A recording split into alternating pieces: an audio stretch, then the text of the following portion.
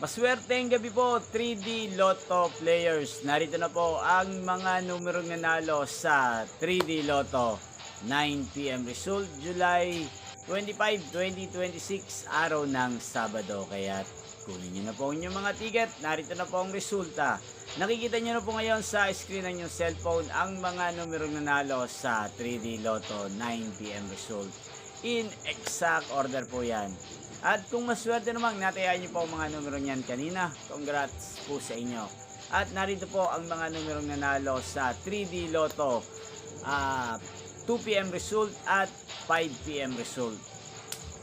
Pasensya na po kayo kung ngayon ko lang po kayo na i-update sa resulta ng 3D Lotto na pang 2 PM draw at pang 5 PM draw. Dahil nga po tayo ay nagpagawa ng bubong ng aming bahay. Yan, inyo pong napanood ang resulta ng 3D Lotto sa channel na to, Roderick Hernandez TV. Magkita-kita pong muli tayo bukas ng 2 PM para sa first draw result ng 3D Lotto. Thank you for watching and good night po sa ating lahat.